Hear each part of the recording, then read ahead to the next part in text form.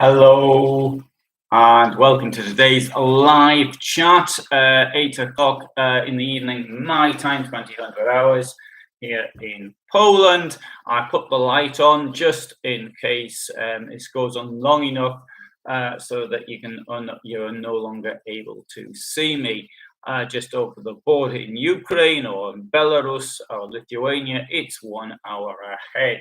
So it gets dark here comparatively earlier. We're on the same time as Spain, and where it won't get dark, I think, now until at least certainly in Galicia until around 10 o'clock. So today I am going to talk about the war in Ukraine once more, which I think is a good subject to do for the live things. So I did want to actually talk about Ireland as well.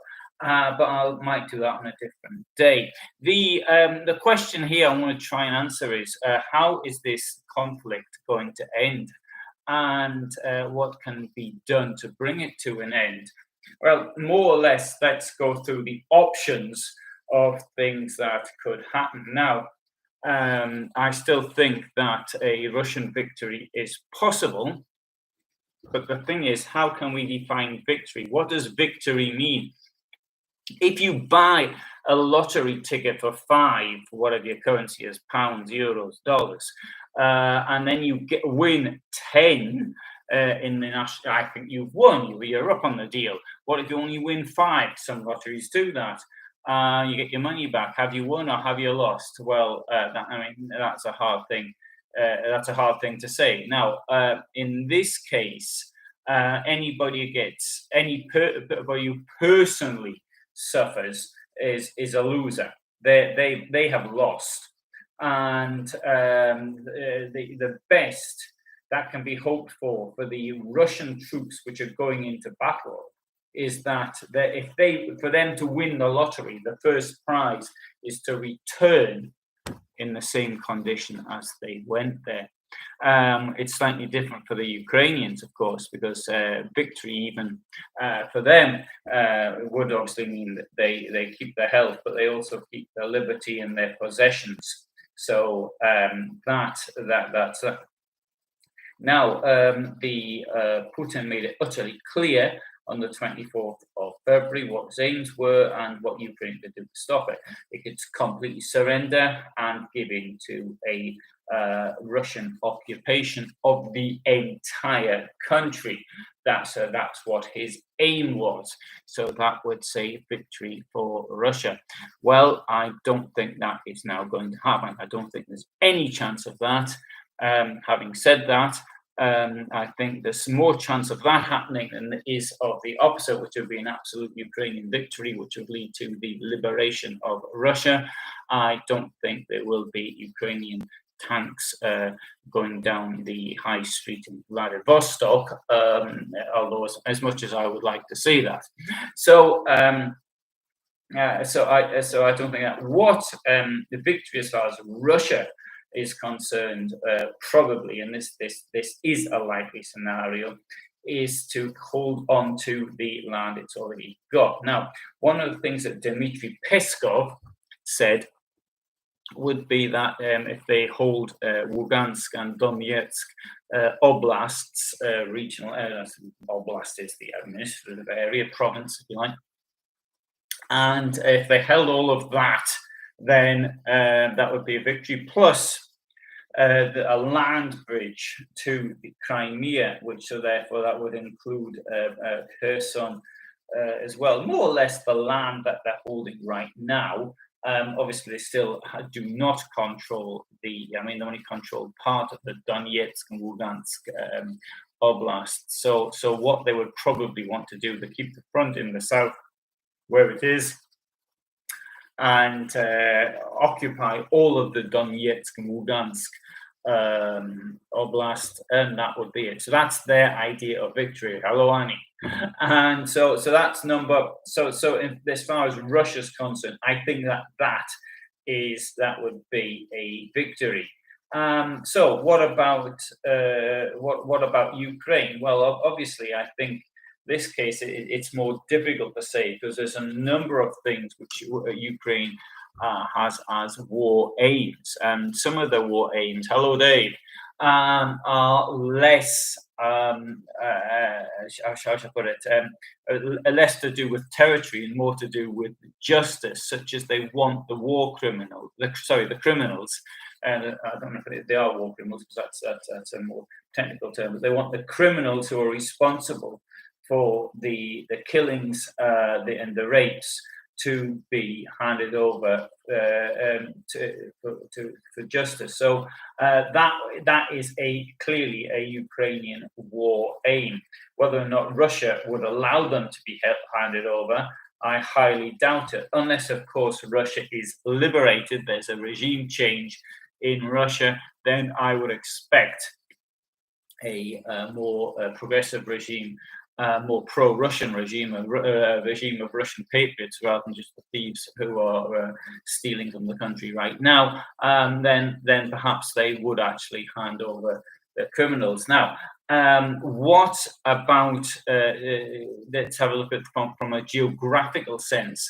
What is likely is that the borders would probably either A, they stand more or less where they are right now, or B, they go back to their position on the 24th of February of this year, 2022. So I think that one of those two scenarios is likely. Now, it could be, say, well, to go back to the borders of the 24th of February, that would represent a major Ukrainian victory. And to actually make that happen, they're going to have a major offensive to get the Russians out of the occupied southern part of the country. So to free those areas bordering on Crimea and the Sea of Azov, and the Black Sea, which is still the parts which are still occupied.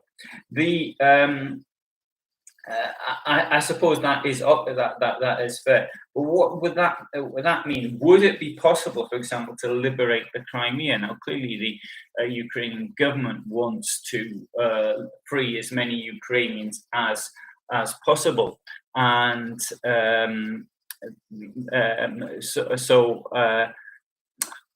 I would like to think it was possible to recapture the Crimea. However, if you look at the geography of Crimea, there's only 4 roads leading from Crimea into the rest of Ukraine. Crimea is incredibly easy to defend. Having said that, the Second World War was broken through twice, first time by the Germans and the second time by the Soviets. So it can be broken through, but from a defensive point of view, it is very, very easy to defend. And as we've seen so far, the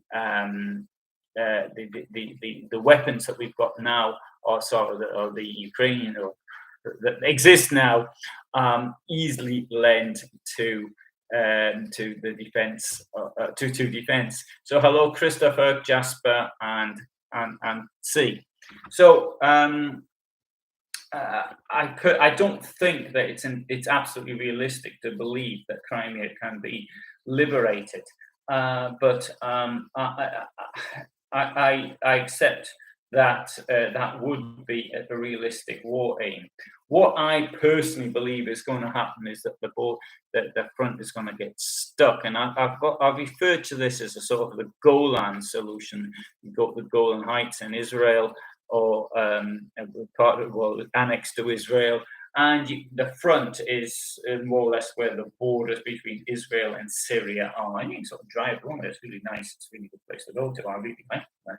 But and you look into Syria, but effectively this is still a sort of a military area, and the population of the Golan is not particularly high, and it's effectively still a front line, more or less. Maybe I'm exaggerating a little bit, but there hasn't been a peace treaty, and as things stand, doesn't look as though there's going to be, and that's been like that since 1967 or 1973, the border, because the front changed a bit. So it's been like that for a very long time. So I believe that is what Putin would then attempt to achieve. So that's my opinion anyway. It will end up with a stalemate situation which cannot be broken through. There's another reason I believe this, and this is not no other person. You won't hear this on the internet from anyone else, or if you do, then I'll be curious to know. I, having seen the organization within the Ukrainian army, do not believe that the Ukrainian army is capable of mounting a serious counter-offensive. They're brilliant in defense. There's no problem. I won't say brilliant, but they're very good in defense. But I don't believe. I believe that they have the same type of administrative organization as the Russians have. Now, if you watch CNN or BBC or something, they'll tell you something completely different. But that is my feeling, and I hope that they're right and I'm wrong. I really do hope that they are right and I am wrong. But I really believe that having seen it in action, I just cannot see there being any until they've changed. But I mean, I realize you just can't change your way of thinking from one day to the next. Hello, Tuna. Anyway, so Christopher asked me, sort of changing the subject a bit, because I think I answered the question, was can I comment on the status of refugees currently in Poland and what happens if they never return? Today, I met this lass who from Ukraine, and I spent about half an hour talking to her. And she wasn't particularly happy in Poland. She said that she'd had people be nasty to her and all the rest of it. So I said, well, okay, the people you talk to, how many says is a percentage were nasty to you? And she said around 10%, which is really quite a lot when I think about it. And she was bothered by the fact she can't speak the language, although I mean she could say basic things. It wasn't. I mean, we started off in Polish, and then she said, asked me, we went over to stop using Polish. But so I would say this, that if they never return, well, I know people who are going back. And a friend of mine, he had a family at his place, and I said to him, he didn't want them to leave. I said to him, I don't think they should go back, but they went back anyway. I can understand that. This girl I was talking, a woman I should say, I was talking to today, she said she doesn't know if a house is still standing. And she came from the area of Lugansk, the Donbass, and Severodonetsk, close to Severodonetsk. And they don't know what's still there. She worked in a shop. So I said, doesn't know if the shop's still there or as well. Don't know. And so this is for them. It's a major problem. Now, what if they don't go back? That's the question. Well, the thing is, as far as Poland's concerned, the people that came here got a tax number, right? Sort of registration number. And so they can work, a social security number, that's probably a better way of putting it in English. And so they can work, they can do quite legally. One of the problems is that as most of them tend to be of an age where they're not economically active as such. So it's either women with children or older people. That is a bit of a problem. What if they never go back? Well, unfortunately, there are people in this country who don't like them being here.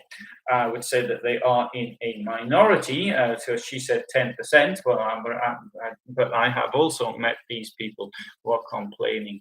So I can't. I can't say really. Anyway, so I don't know if I've answered. What if happens if they never return?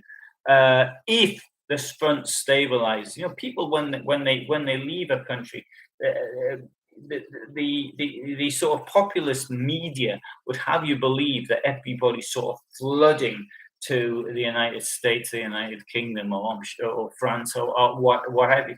But it's not that way. I mean, the amount of people sort of happy to sort of travel around, like me, are highly. It is quite limited, and sort of just to give everything up to go and work in a foreign country where you can't speak the language, and you might get treated badly by the local population. You need a certain amount of actual courage to actually do something like that, in my opinion. I have actually said some negative things there, but bear in mind, 10% are bad, 90% of the people are good, or indifferent. And the attitude towards Ukrainians is overwhelmingly good, overwhelmingly. But I have met these people, and I've heard these things sort of said to me, that they've allowed their houses to be blown up, and just so that they can use the train free of charge in Poland. Anyway, good. Right. So that was that. Hello, C. I think I might have said that earlier. Kevin mentions that Putin is a modern day Stalin. Yes, I think that. I thought about doing a little a poll on the site here, is asking, who do you think Putin, which Russian character is he most like? And I've got Peter the Great or Catherine the Great. That would be number one choice. Second choice, Stalin. Third choice, Hitler. Maybe the fourth choice as well. I couldn't think of anybody suitable though. Ivan the Terrible, but I'm not so certain people are quite aware of what Ivan the Terrible was. Then, of course, Ivan the Terrible was in the 16th century. So, okay. Yeah, Dave says he sees a Korean standoff. That's a good way of putting it, actually. A Korean standoff. That's a better way, actually. I'm going to use that instead of the Golan now, because in Korea, theoretically, there's an armistice, and armistice means the state of war still exists. An armistice is a ceasefire. So that's what there is in between North and South Korea. And the DMZ is the most militarized place on the planet, and I would suspect that could well happen. The thing is this, as would both sides, because if you look at the thing about Korea is that the front line as such is quite short, and it's in mountainous terrain. And if you compare Korea between 1950 and 1953, 1950 was a straight line. It was much longer, but because of the way it wasn't so easy to defend. And it was roughly the same amount of land, but the North Koreans actually took land which was in the west, and whereas the South Koreans took land which was in the east. So it worked out more or less the same. Now, the problem with the Korean solution, I don't know if that's solution, but the Korean example was that this United States believed it could try and do the same thing in Vietnam 15 years later, and so they had this DMZ between North and South Vietnam, which it seemed quite easy to hold because it was very short. But what they failed to think of was that supplies to the Viet Cong were coming through the Laos and Cambodia, neighboring countries. So it didn't quite work, and that could also happen. Of course, Ukraine as a country is far more densely populated, but behind the Russian lines there would be large amounts of the unhappy people about being in this occupied territory. And another thing I think that one needs to remember is that Putin will not be able to hold on to power forever. Well, he might be able to, but the regime will collapse one day. Regimes always collapse. Of course, I could have been here saying this about the Romanovs, and in 400 years ago, and I would have had to wait nearly 300 years for the regime to collapse. But anyway, might get the point there. So, okay, yeah, Kevin agrees he's an evil tyrant. Now, Tuna does point out that, Poland's only next door, right? So it's very easy. For me, I shall be going, I think, to Ukraine this week or beginning of next week. I don't know exactly yet, but for me, I mean, I get on the train early in the morning and I cross the border by 9:30. So, I mean, if somebody wants to go even to central Ukraine, to Dnipro or somewhere like that, well, yeah, I mean, it's less than 24 hours traveling from most places in Poland. And so it's central Ukraine. So anyway, so it is. Now, Dave mentions that Moment. Sorry. Dave mentions that. Oh, sorry. Dave mentions that sanctions are biting in Russia and public dissent is mounting against the war, but I don't think it'll stop Putin in such an authoritarian state. So you can only see truce as happening. A truce could happen, but I mean, the thing is this: Putin is a person who is he doesn't care about public opinion because he can lock up anybody or poison anybody who agrees with him. He's clearly got this type of narcissistic personality. So I honestly don't believe that a truce is easy to achieve. Another thing is because of his regime, it cannot be seen to be weak or to give in or something or something. You know, he might be able to spin it in some way, but the problem with this is that, for example, in Russia, after when the 2008 elections took place, and there was protest. 2012 elections took place, was even bigger protests. And Medvedev said, "Oh yeah, we'll have a look at them. We'll see what's happening." Putin was really critical. He said, "You can't go around doing things like that." It was clear that United Russia had fiddled the results, and yeah, actually, I've just remembered something in a video I did in Moscow, and I'm with two people there, and I say, "Will you be voting in the?" Because there were posters up there. I mean, so they're all for one party, United Russia. But I said, "Will you be voting? Because if you don't vote, then you can't complain what you get afterwards." And the fact of the matter was, I mean, the joke being and this is even from communist times, was about the thief who broke into the Kremlin and stole next year's election results. So it would be something like a fiddle it anyway, probably. Anyway, so I don't actually believe that sanctions are biting that hard, in my opinion. I mean, some people, yes, but I think that this would be turned around. The propaganda is turning this around to say, yeah, but this is what the West is doing to us. We've got to be hard. And of course, I mean, the people at the very top won't be suffering from sanctions at all. They'll still be eating their lobster thermidor, which is flown in from France or something. So it's only people at the bottom. An interesting point about this actually is where Putin's base comes from. It's largely the poor people in the country. So it's actually the same for all of these right-wing populist type regimes. The support comes from the uneducated, largely living in rural areas.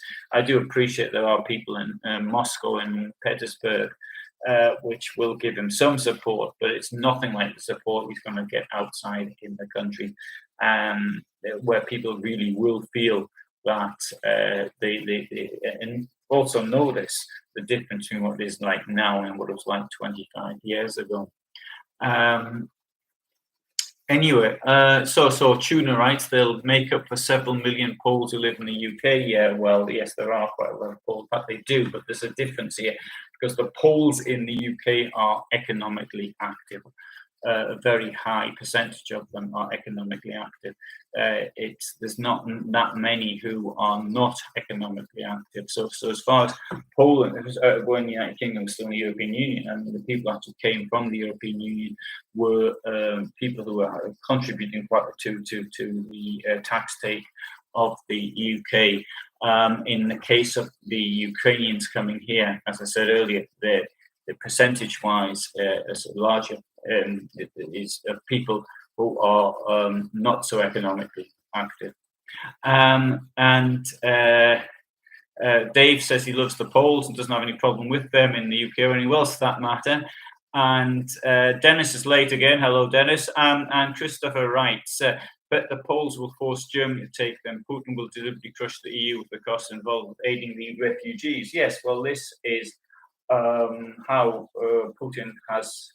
If you look at, for example, some of the Twitter account of the Russian embassy in the United Kingdom, you can see though this anti-refugee stuff coming out from it.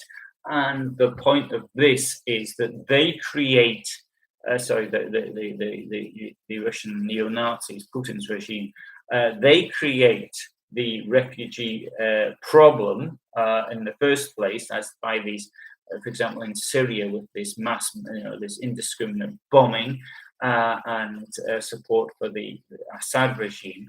The Syrian people escape, and when people are refugees and escape, they normally don't have anything to escape with. And then they end up in places like, initially in places like Greece, for example, Turkey, and then they want to go further on to Germany or Britain or whatever. And then the fascist or neo-Nazis and Putin's neo-Nazis then start putting out their anti-immigrant rhetoric. So this is done as a deliberate policy. I mean, but what they never is the humanity behind it. These people, these poor people who lose everything. Their livelihoods. I mean, you can imagine this person who's like 70 years old, lost the entire product of the previous 70 years of their life, not their lives, possibly their parents and their grandparents before them. It is utter the lack of any humanity about it, in my opinion. Hello, Colin.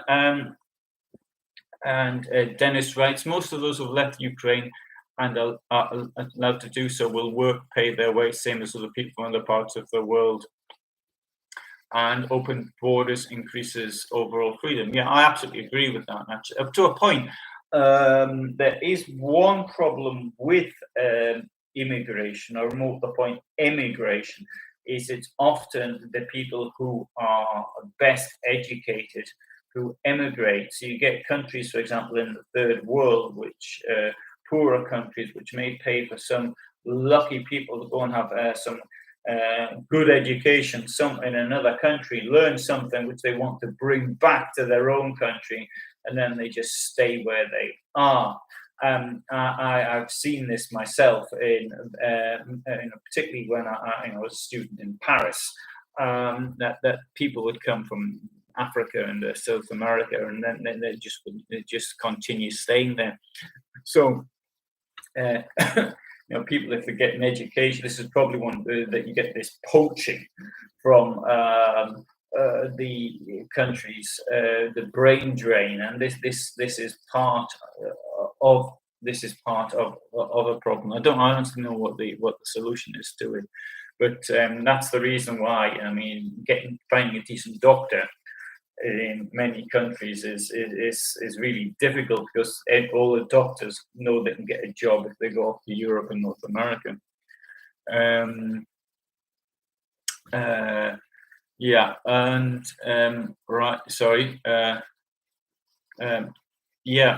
Christopher writes, he remembers rightly that last year UK was forcing Polish immigrants back to Poland.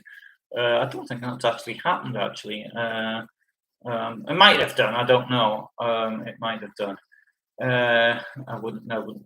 And Colin says that the Korean comparison is quite apt, as both North Korean and Russian economies are in terminal decline. Ooh, I don't know if the Russian economy is in terminal decline. I mean, the North Korean is, but North Koreans like the bad child in the playground, the one who's bullying everybody else. It's a country which then it threatens to make a nuclear strike or something, but doesn't get assistance. It's quite horrible. Annie writes, if Putin won't be able to overthrow Ukraine, will he try another direction? Strangely enough, there was today I noticed somebody said the same thing. Now I can't remember who it was.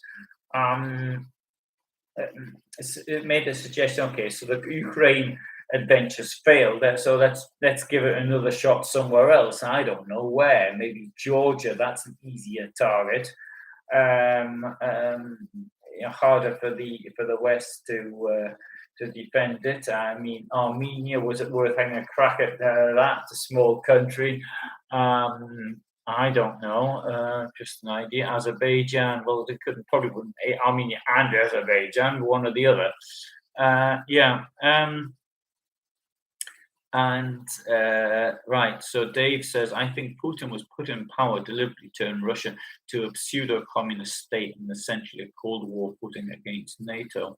Well, that's effectively what he wants. Putin, though, is an imperialist. Now, first of all, for him, it was the money that mattered. So he'd be sending his money abroad, be stolen from there, from the Russian people, ends up in Western Europe and North America.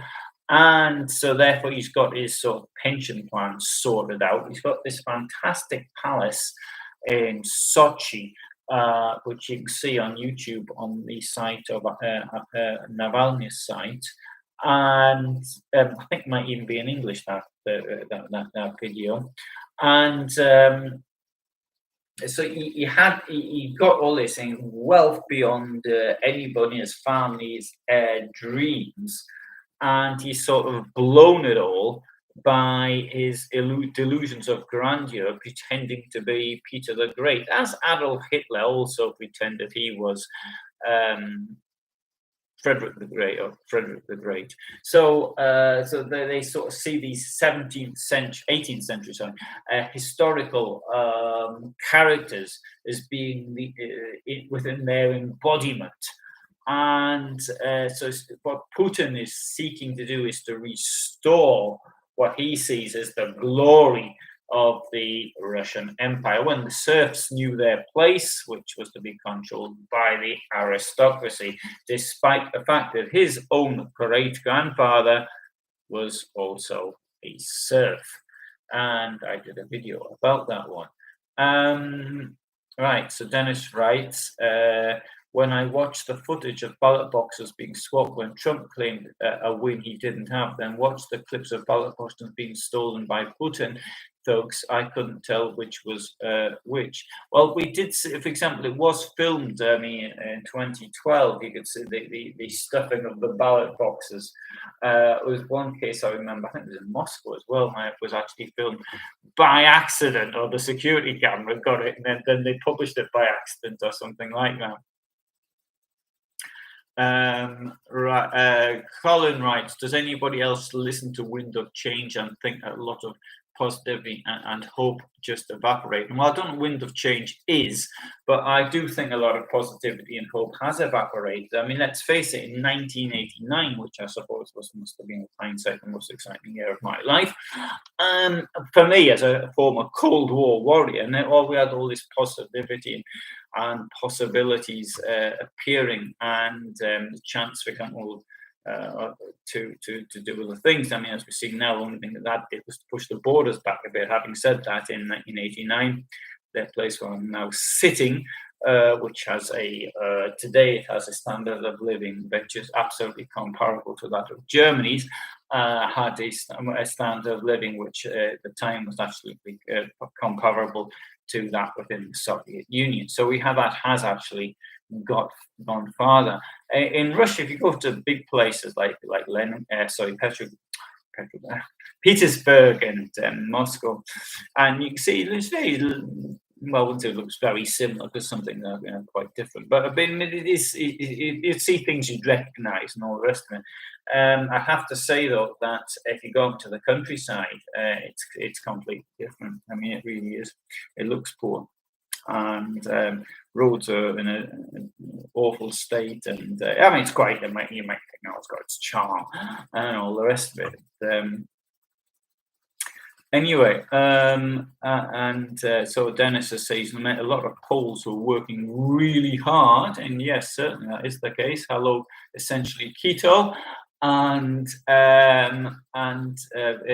Colin agrees. Poles having a phenomenal appetite for work, and Christopher says the Kremlin has been playing every card that the right wing has waved about, all to the destruction of EU and NATO, and aided by the emotionally immature. Yesterday, I had an argument, and even started shouting at a friend's missus.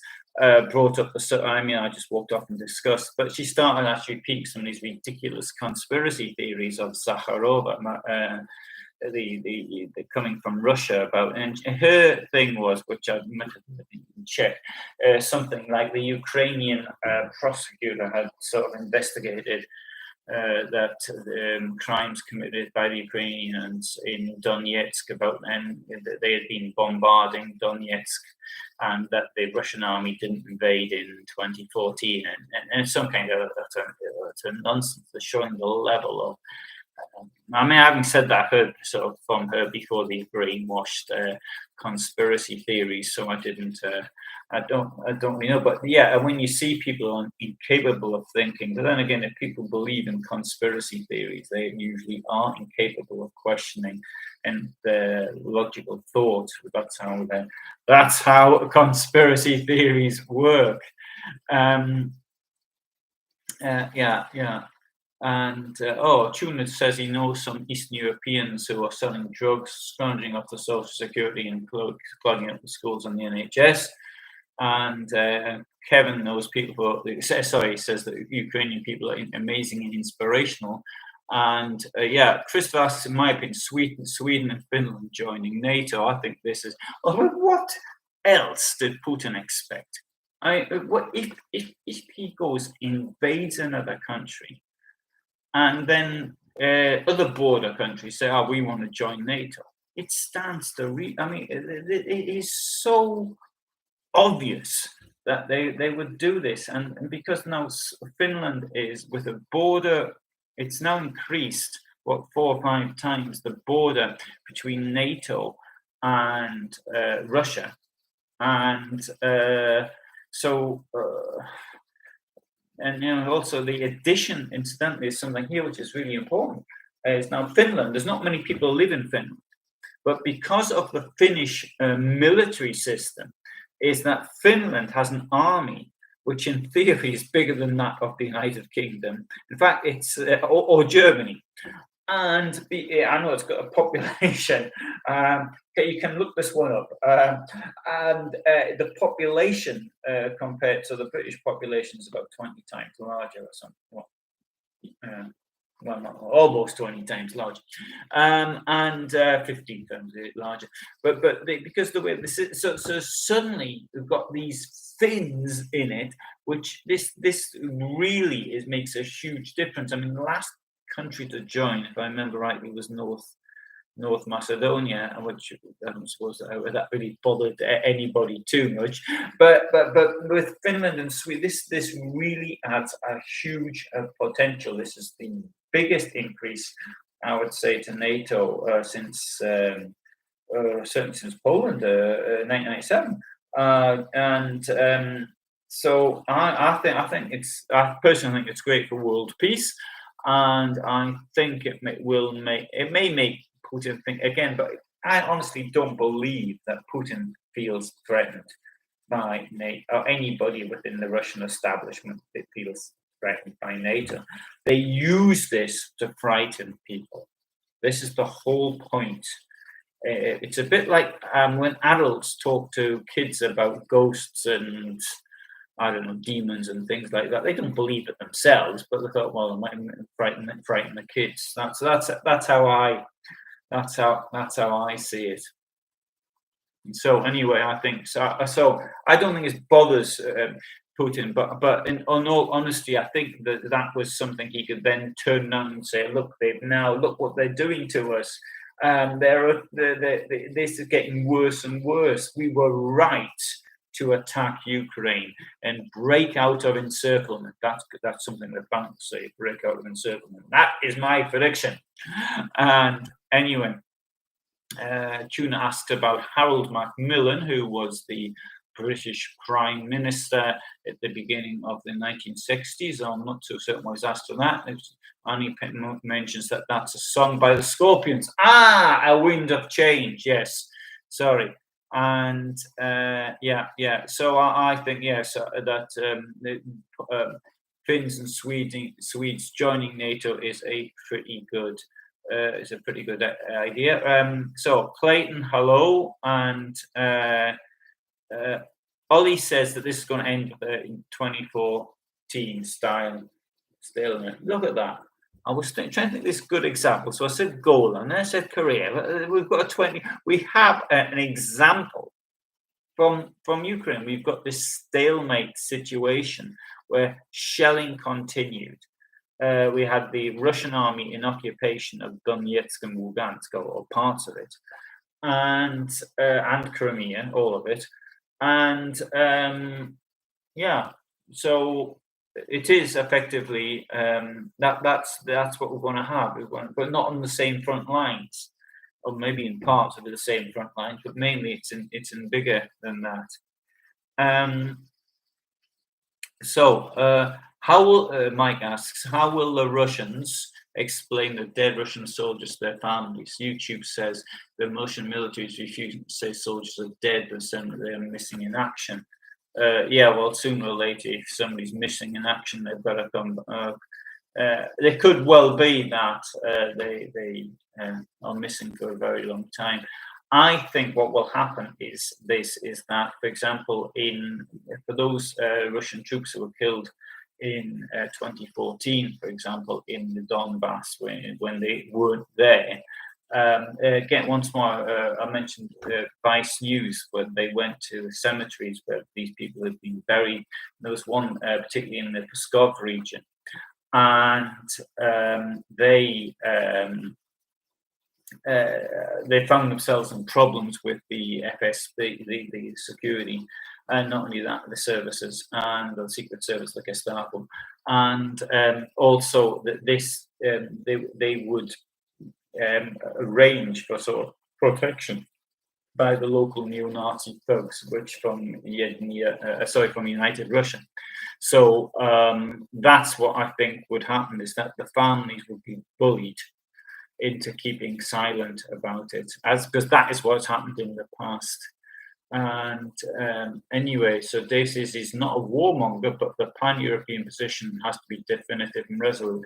I think exactly the same thing. I'm certainly not a warmonger. I'm a very peaceful and charitable person, as you have no doubt noticed. And I believe that the only realistic the way of doing this is to be utterly hard and utterly resolute, because that is the only way to peace. Because if we're not, if we behave as our governments did in the 1930s towards the Nazi dictator of the time, it led to a world war.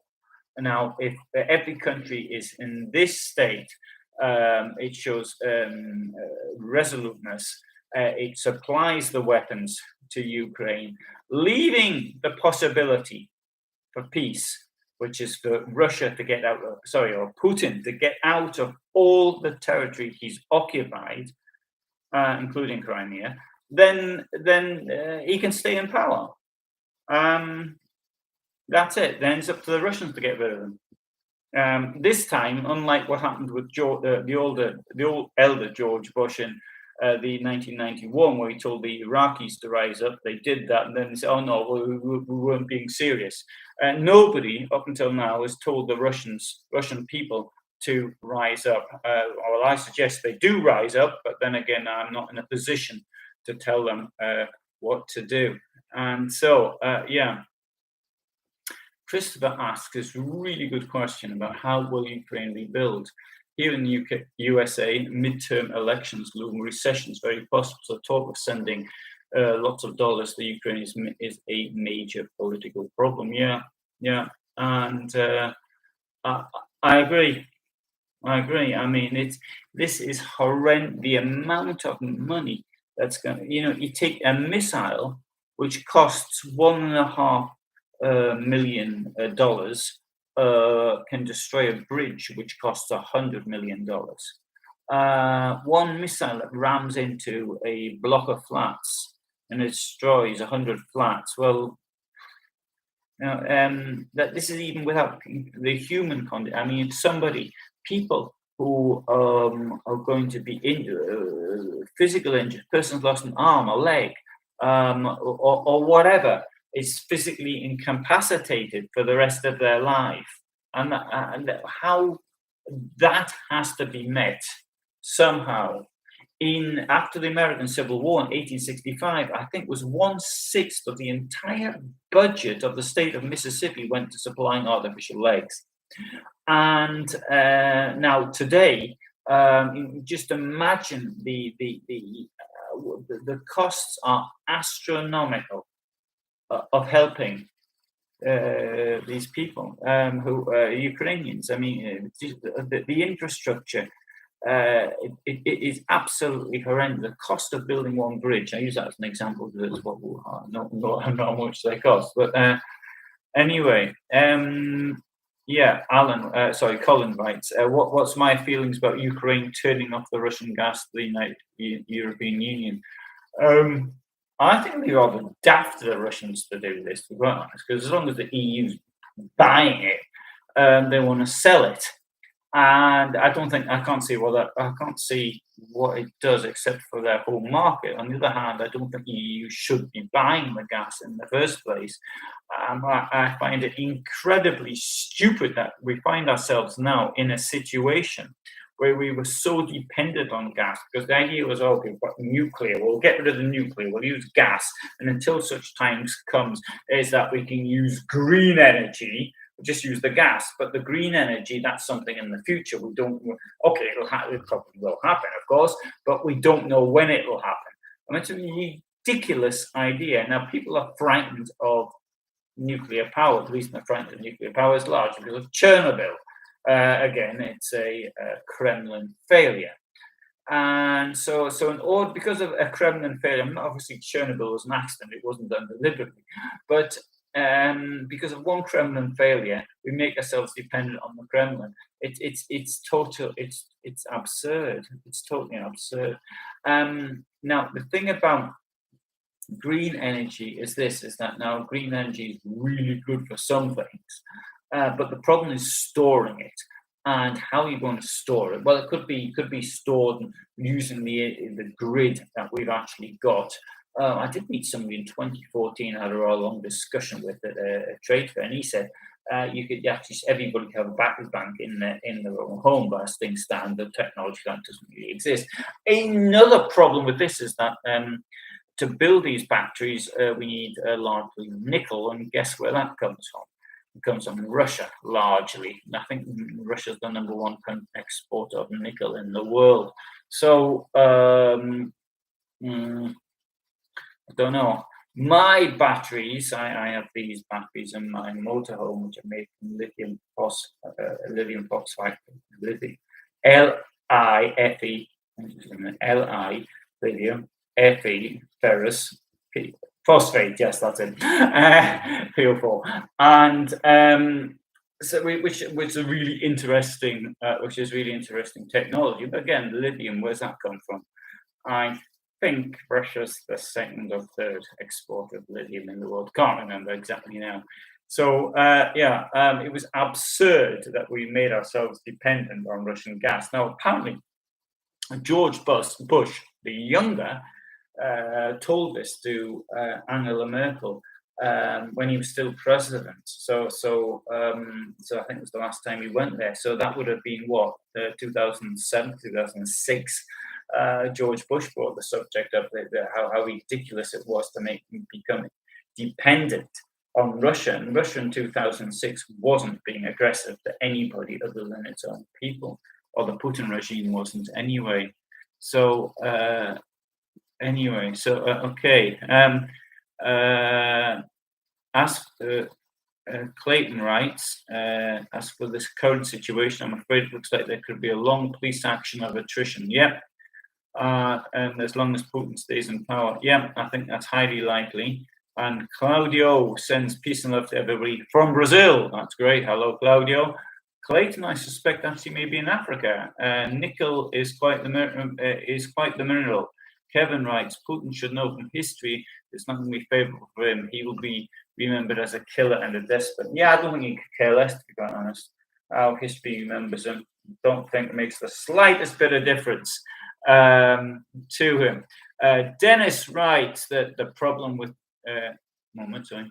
Yeah. The problem with nuclear is trust, unfortunately, all based upon accidents that were avoidable and caused by incompetence. Yeah, but things like this, though, I do appreciate that people are incompetent, and accidents occur. And the thing is, I come from a coal mining area, and part of the tradition of where I come from is this tradition of these major accidents. And there was one mine in the Durham coal field where there were three major accidents. When I say major, I'm talking hundreds of people who were killed. And okay, most of that in 19, or I think one or two up in the beginning of the 20th century. And but this is now in the case of nuclear. Okay, I do appreciate there probably were accidents on uranium, and all the rest of it. But as far as I can tell, that conventional power has caused more losses. On the other hand, I need to point two things about Chernobyl. Two of my previous partners were in the area at the time this went off. One of my a former girlfriend, she was with somebody on the day it happened. And whereas nothing happened to my former girlfriend, the person she was with on that day had to have her womb removed, because okay, she was then quite young, about 13 years old at the time, but it had to be removed. It had to be removed, so that she can now have children. This another former girlfriend was not so far as well, and she sort of devoted 10 years of her life to helping the victims of Chernobyl, children with cancer and all sorts of other horrible diseases. And so certainly, yeah, the amount of people, we don't know how many people died as a result. I remember reading in El País, because I was in Spain at the time, that 30,000 people in the United Kingdom would die from the results of the wind that blew over from Chernobyl to the United Kingdom. I don't know if that has been been proven correct or not, as it was now 36 years ago. I suppose it's time to have a look at that one. Right. The amount of lithium in big batteries is less than the amount of lithium in non-rechargeable lithium watch battery, writes Dennis. Okay. Maybe, all right. And Clayton says World War III has only been avoided by total accidents. Yeah, although World War III could have started by a total accident as well.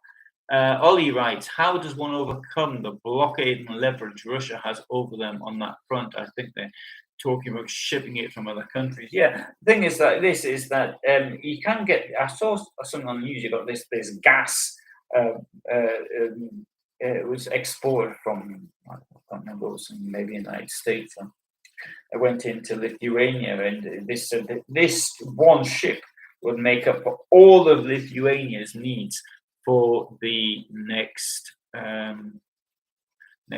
month or something. So yeah, maybe it is possible. I don't know, it's outside my knowledge, but if you've got a pipe which is coming from the gas fields in Siberia or wherever, and then all you've got to do is then from the pipe it goes directly where you want it. That is very easy, much easier than filling a ship, having a pipeline to the port, filling a ship up, and then getting the ship to come round and dump the gas off where you want it, and then sort of distributing it again. So Russian gas is logically going to be much cheaper. Anyway. Dave writes, in World War II, many non-German companies are making a lot of money supplying the war in the United States. Ford, IBM, Standard Oil. Indeed, yes. So Clayton's in Texas. Okay, sorry, I assumed you were in Africa. Sorry. Christopher very wisely points out, when a coal mine then has an accident and the miners die, but when there's nuclear, everybody takes the responsibility. And and Dave says nuclear is very safe in the right hand. But the thing about this is that another thing which the Russian disinformation started doing. I saw a thing on Russia Today where they were complaining about oil drilling in the Canadian Arctic and the environmental effects and has all the rest of it. So they don't want the Canadians doing it. and becoming. But they do want. They do. Russia does it. And another thing is you've got this shale oil drilling, and I'm very environmentally. I'm very pro environment. But at the end of the day, people use cars, and I've got the light on now, and I'm not in my vehicle at the moment, so I'm probably using electricity from burning coal. And if I were in my vehicle, then I'll be using electricity from the solar, which I generate myself. So therefore, we need it, and we need fuel, and we could either try going without it. And so that's supposing we do try and go without it. But with the food what we get is brought to us by diesel, which probably comes from Russia, or possibly by anyway. So it's not that straightforward. I'm all in favour of electric cars, but it's and vehicles, but the technology just isn't there. I also have for those of you who don't know, I also have a channel on motor industry, so I follow this quite a lot. It's one thing having a car which you can sort of knock around in, but if you're talking of delivering things like food and distribution chains and big lorries, it's just not realistic as things stand at present. Anyway. And Ollie mentions get the spent fuel with nuclear. No one, as far as I'm aware, I don't think there's any calculation on how much it costs to get rid of spent fuel. And Clayton says Western Pennsylvania is full of subsiding hills. Homes get swallowed up. Coal. Where's WV? Forgotten. KY, Kentucky, and other states too. And WB, where's that? Forgotten. Wisconsin? No, whatever it is. Anyway, WB, wherever that is. So, right, and the wind set off the nuclear alarms at Chapel Cross Power Station in Dumfriesshire. Okay, right. Germany signed a contract to import gas from Qatar, but I don't know if this is going to replace. The thing with gas is this: it's not just a case even for heating. Gas is an essential ingredient to make fertilizers. Indeed, I looked at this one up. There's something like there's one plant in Poland that now takes about 5% of the Polish entire import of gas, and that makes fertilizer. So just one plant. I remember it being 9% 20 years ago of being total import. And so, for companies which actually produce fertilizers, and then the fertilizers are bought by farmers, and farmers stick it on their ground, and then we eat what is produced by that fertilizer. So if gas is cut off and we all go organic, that might sound good until you start realizing that organic farming can only produce whatever it is, I don't know, half of what non-organic produces, and then there are shortages and prices go up. So there you have it. A shortage of gas is really important, and this is coming at a time when there's the other problems related to food distribution, because Ukraine and Russia export grain and are major grain exporters. So people particularly in the Mediterranean basin, Africa, are likely to go hungry as a result of this war. And this really is an important issue. Right. So Vauxhall in Britain, Opel in Germany. Either way, GM was the winner in World War II. Oh, sorry, the people, companies that benefited. Nuclear is the future, says Dave. If we're to go CO2 free and demanding more and more energy, then nuclear has to be a major part of the change. Why the UK has not embraced this much earlier is simply ludicrous. West Virginia's WB. Thank you. Yeah, it is. I agree that actually there was. I used to produce a business magazine. Anyways, we had this person he was an expert on energy, doing some writing for us, or I think I interviewed him and then I wrote it up. But anyway, he was the source, and the thing was about he said, yeah, nuclear is the only way of doing things. There is no. I mean, it's great to think that you could power a house. This house I'm in now could be powered completely by solar and wind. Yes, I agree with that. But if you're going to produce something like an aluminium plant, or then you cannot do it by a few solar panels on the roof. It will not work. It needs far more power. And I just use that as one example of something which first thing comes to mind. And sorry, I'm just and how much does it cost to reprocess spent nuclear? Okay, yeah, good point.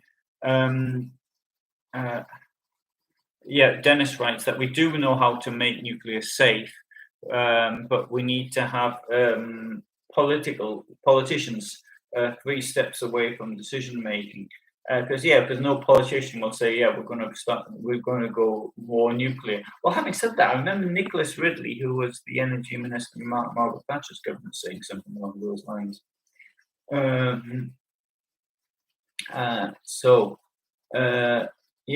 Dave agrees that organic is just not productive for world consumption. Yeah, I agree. I mean, I buy some organic stuff. I'm sort of into food, and I showed you my black garlic. Here's some black garlic. Showed that the other day, but there's some black garlic which I produce. That's half of black garlic because I've eaten half of it.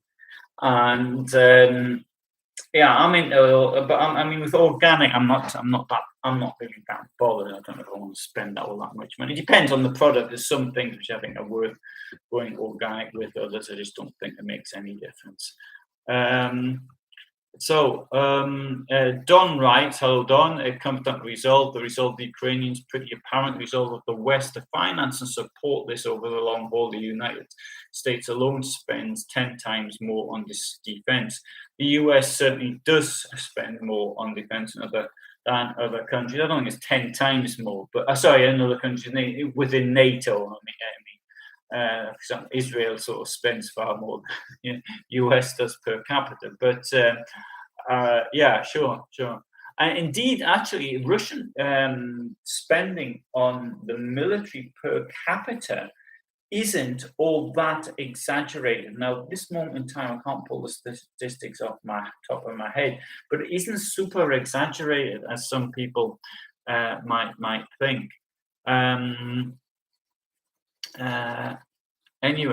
So Colin writes, the United States Air Force didn't bomb Monovitz because IG Farben was 50% American owned, all according to some schools of thought. Yeah, okay, I won't go into that one now. IG Farben. No, I won't go into that now because I won't talk about anything else. Anyway, I'm going to do a video on this subject in any case. One day, I haven't done it yet, but because I've put what I'm doing with the videos I do is I'm now sort of regurgitating stuff I wrote on my Facebook site. And most of it was written like 10 years ago or something like that, but I'm sort of updating it or sort of checking some of the facts that I wrote then. And now today, for example, today I was working on my motorhome most of the day, so I didn't really do anything. But in the morning when I got up, I was writing about General Blast. So I wasn't writing about him. I was trying to put the video together. I did General Blazkowicz. So that's what I was doing. And Yeah. Christian says a good point here, that don't numerous modular nuclear plants increase the total risk of accidents? Yeah, I suppose so. Yeah, yeah, yeah. I heard a good one once said, the more women you ask out, then the more increases your rate of failure. Which I suppose stands the reason. Is just if you're sort of asking out 5 or 6 lasses a day, then I'm sure one of them's going to turn you down. So I mean that probably will increase your rate of failure there. Anyway, so Dennis is going there. This will leave on for YouTube numbers to look one better. Yeah, I was wondering there that one might happen.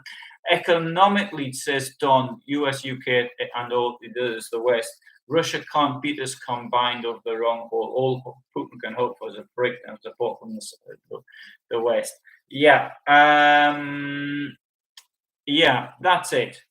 We outnumber them around 8-1. Russia cannot beat the West.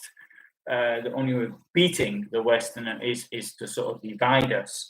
And as long as we show support and we're united, we win. Or not so much we win, because everybody I think is going to be a loser anyway. But we won't be so much losers as we would have been.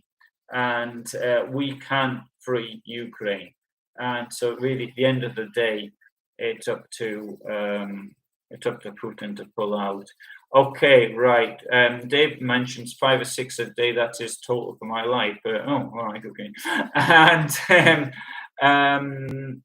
yeah, Clayton asked, does Russia know the numbers? The people I mean, I think they know them very well. And Dave, reactor technology's come a long way. Okay, right. I think I'm going to have to end because I've got a video coming up on my motorization channel in 8 minutes time. So it's been a great chat this evening. Actually, it's really good. And what I'd like to do is I'd see if I can do this at the same time more often. Now I thought, well, if I had I do have a lot of stock of videos, right? So I've planned videos through for the next 2 years. So every Friday at 2000 hours, there is a video. And that will continue, and so that's okay. I'm doing that, and then when I write something new or something, then some of the older stuff I just put it like further back in time, so that sort of one takes over the other. This thing, for example, I mentioned about Glasgow, which I'm doing, will get published in August, probably something like that. If I could say every 8 o'clock, I'll either do a live or I'll do one or the other. That would be good. As long as I'm not traveling, once I start, if I'm traveling within, certainly if I'm traveling within Poland, it's relatively easy because I've got the internet on my phone. The internet, for example, on roaming is a bit more of a problem. In Germany, it tends to be a bit. It's quite expensive comparatively, and I've got about 4.2 giga, I think it is now on roaming. I don't know how much something like this would actually take up. But in Poland, of course, so unlimited. Effectively, it's unlimited. I mean, there is a limit, but it's on anyway. It's not. But anyway. So it's in Poland that I can do it. In Ukraine, it's more difficult actually because I may have access to the internet, I may not, and my provider sort of does have a deal, which I think I've got about 500 mega or something like that. So I mean, I wouldn't be able to do much with that. But anyway, I'd like to do this more often. So, but anyway, thanks everybody for watching. Anyway. I'll answer the other questions tomorrow. Okay, I'll answer the questions tomorrow. That's a good way of saying I don't know the answer to the ones that have gone up. Yeah, do I think? No, I will answer this one. Would Putin be better if he had a motorhome? Of course he would. He wouldn't. You could do. He wouldn't. He wouldn't have to. He wouldn't have to. Plan about how to conquer the world. He could get out and take his dog for walks and things like this nature. Anyway. Thanks very much. Thanks very much, everybody. Everybody for watching. I'll try and do it at the same time tomorrow. I'll try. Okay, it's not always easy, but I'll try. And all the best from me in southern Poland, and bye for now.